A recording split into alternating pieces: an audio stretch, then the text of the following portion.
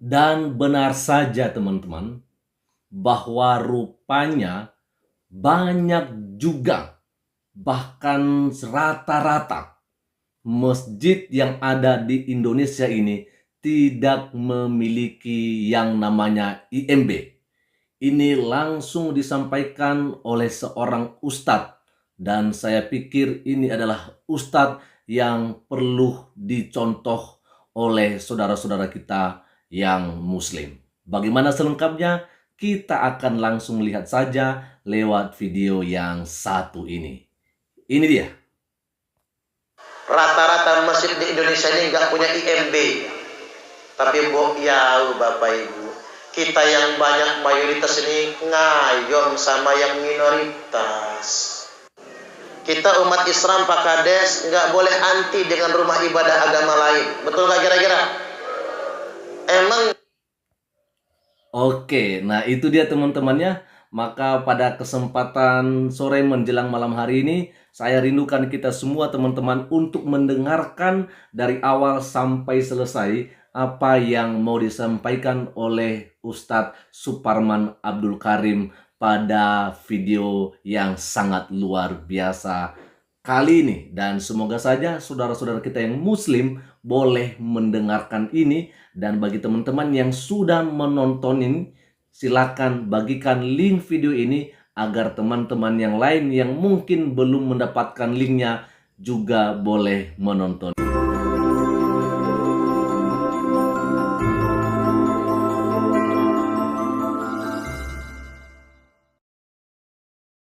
Mari kita ikuti bersama.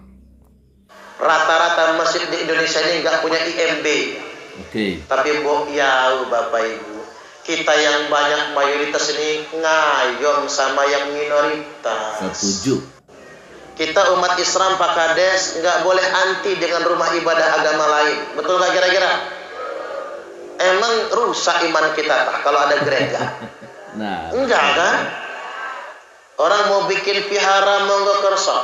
Orang mau bikin gereja ya kita izin kan? Ya.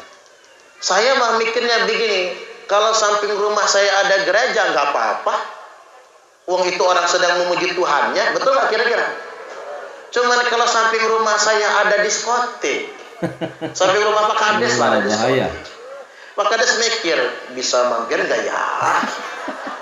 Ya kalau samping rumah saya ada diskotik, Bapak Ibu, ada tempat karaoke, ada pijat plus, lagi pegal-pegal badan, langsung menyamar.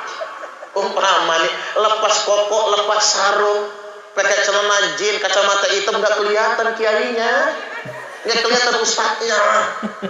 Ngapa sih di Indonesia ini lebih mudah bikin karaoke, lebih mudah tempat pijat plus, lebih mudah bikin diskotik daripada bikin rumah ibadah agama lain.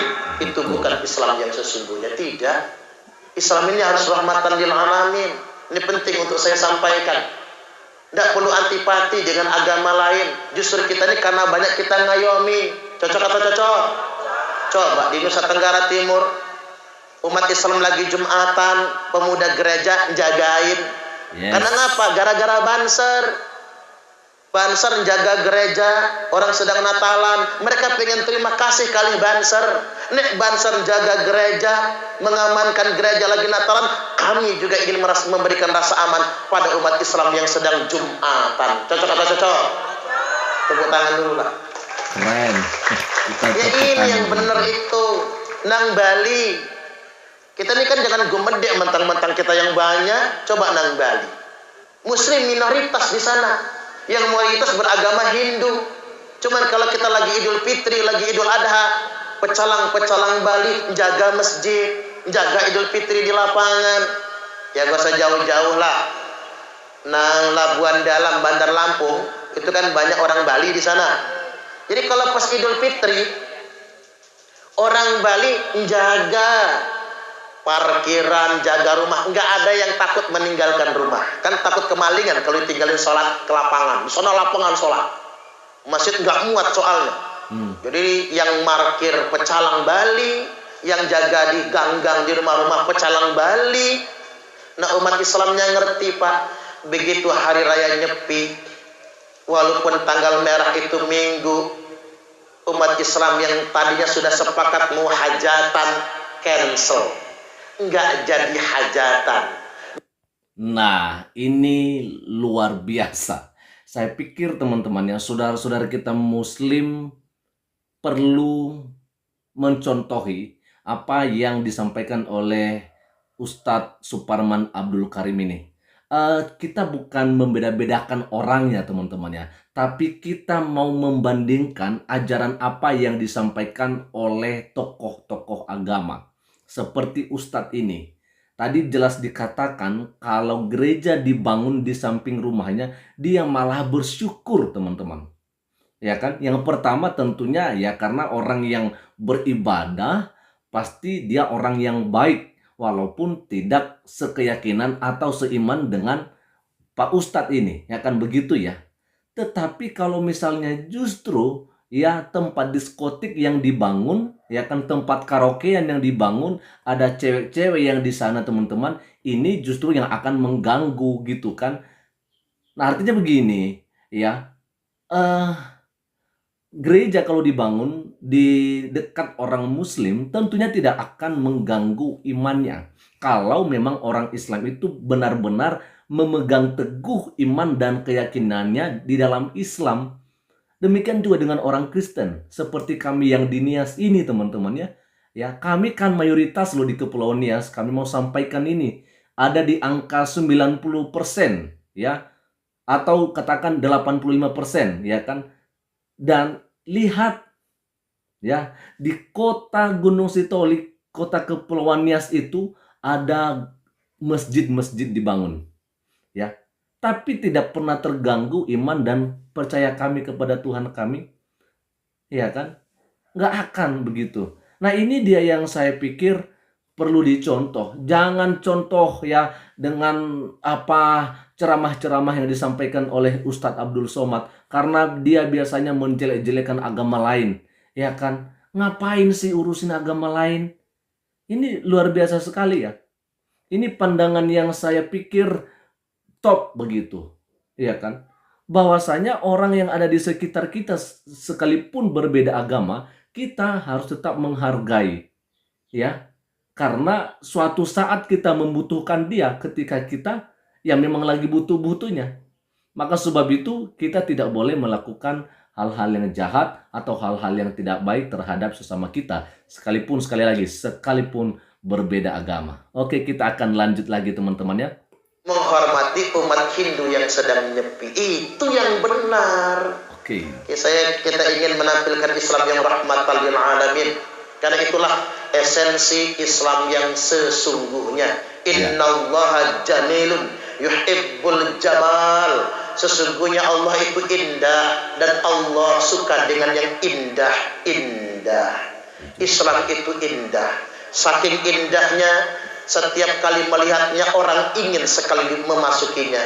Maka indahkan perilaku kita agar Islam benar-benar menjadi indah. Kalau kata Habib Nurmagomedov, petinju UFC yang tak terkalahkan, orang lain tidak mengenal Islam dengan belajar Quran dan Sunnah, tapi mereka mengenal Islam dengan melihat kelakuan orang Islam. Betul. Makanya di satu abad Nahdlatul Ulama masuk ke abad yang kedua, dunia internasional mengakui, apa kata dunia? NU adalah representasi sesungguhnya dari Islam yang rahmatan lil alamin.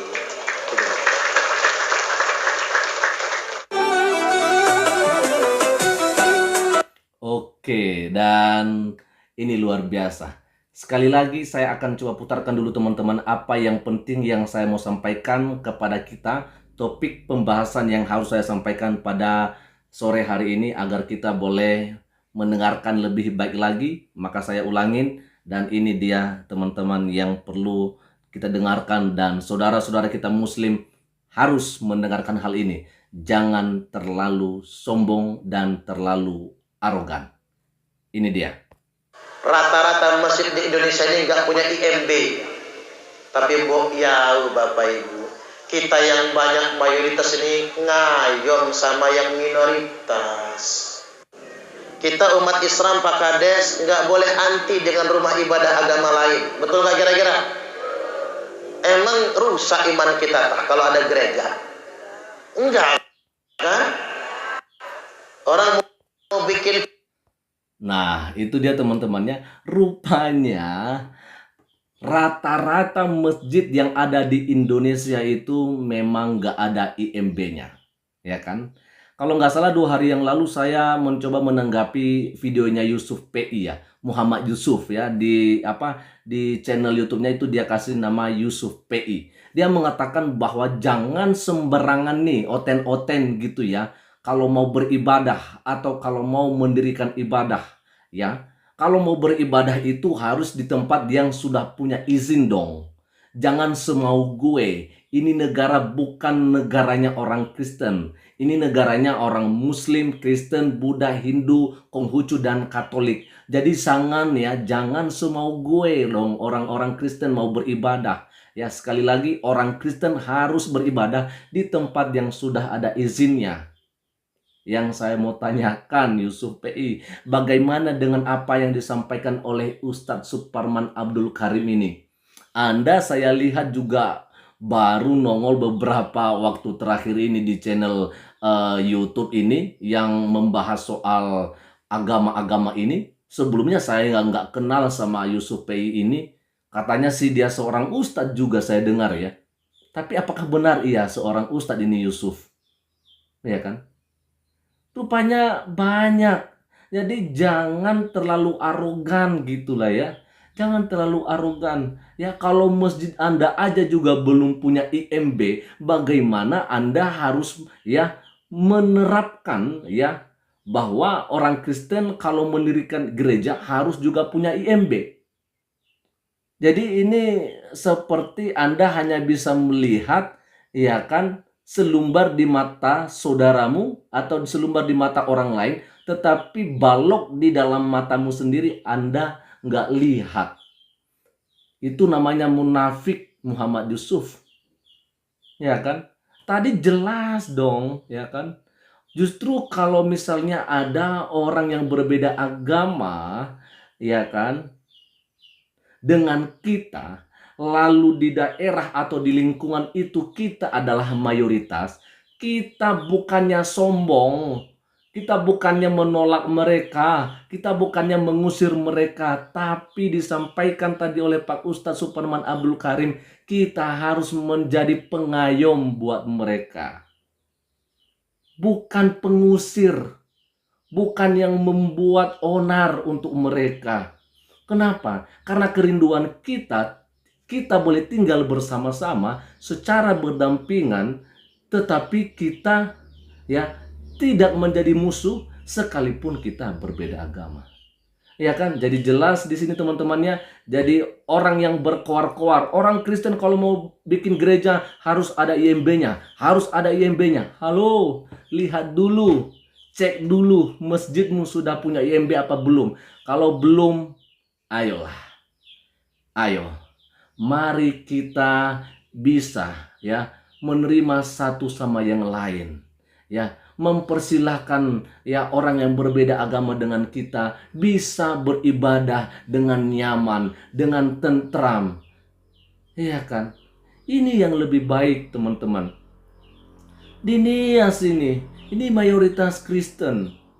Di kampung saya apalagi 98% orang Kristen. Tapi sekali lagi saya mau sampaikan, kenapa bisa ada masjid berdiri megah di desa saya, di kampung saya? Karena kenapa?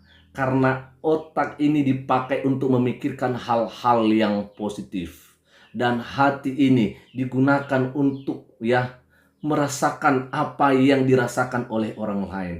Kalau orang lain tersiksa, kami juga merasakan hal yang begitu. Kalau ada orang yang meninggal yang berbeda agama dengan kami juga ikut merasakan kesedihan, duka yang sedang dialami.